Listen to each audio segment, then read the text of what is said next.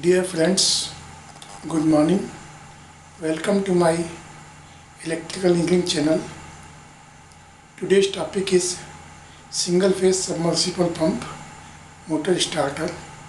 It is a single phase motor starter and its diagram is shown here. In this, their main parts are: first one is this terminal block.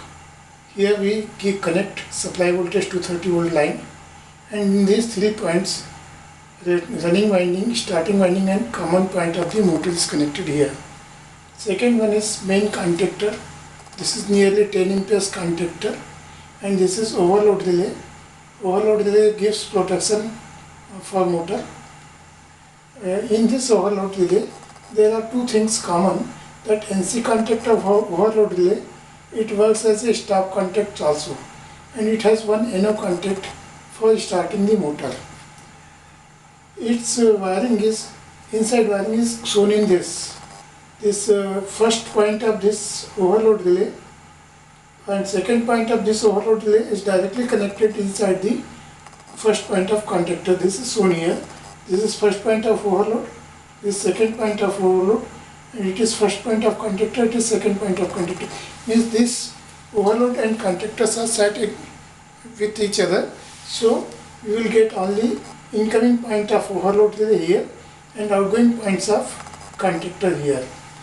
In addition to this, we are using one voltmeter to indicate the line voltage. Voltmeter press switch. With the help of this switch, we can press the push button and see what is the voltage of line voltage. If line voltage is low, then we will not start the starter. This is ampere meter 0 to 20 ampere for showing the load current of motor. This is on indicator. This is the stop button. NC contact of stop button is used, and this is start button. This start button is having two contacts. One is for starting the motor, and second one contact is for connecting the start capacitor to the running winding, starting winding. So there are two capacitors, one start capacitor and another is running capacitor. This is no voltage coil or coil of contactor. Here power circuit we can see like this. The neutral is directly connected to the common point of motor, and phase wire is taken from here. It goes to the incoming point of ampere meter. From outgoing point of ampere meter, this line goes to the incoming point of contactor. From there, incoming point of the overload.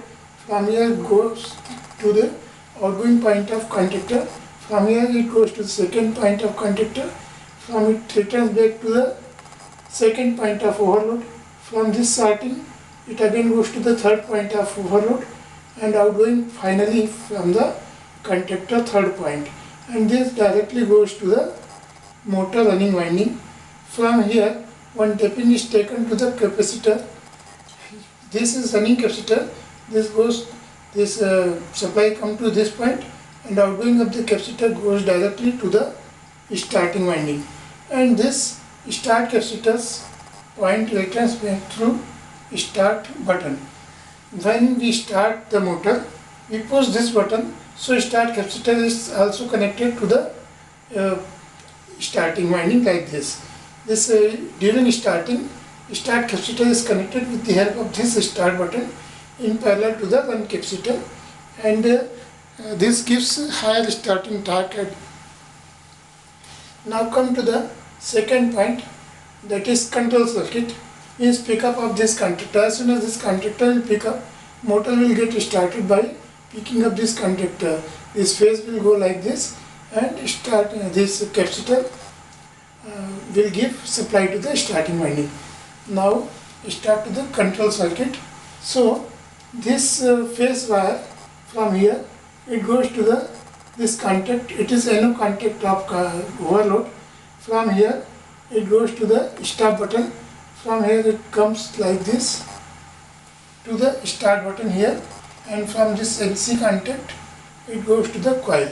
So during starting, when we push this button, supply comes from this point and this supply from this push button contact, this goes to the NC contactor and it goes like this and goes to the coil of contactor, and contactor picks up.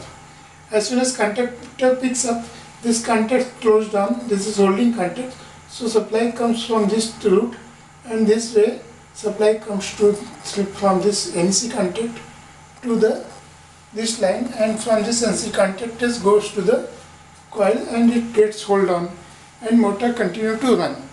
During the starting, when we push this button, we have to push this button for 3 seconds, so that during these 3 seconds time, this start capacitor is also connected in parallel to the running capacitor and gives higher starting torques.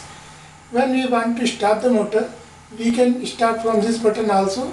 When if we cut this coming phase, coming from this line is cut and supplied to the coil cut, and this relay drops out.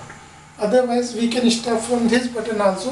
When we push this button, the supply from this to the coil is cut down. This one is the running indication of contactor. When contactor picks up this supply from this point, it goes to the indicator light, and neutral from this. Voltmeter neutral is also connected to the neutral, and phase is connected to the push button. So in this way, this circuit works.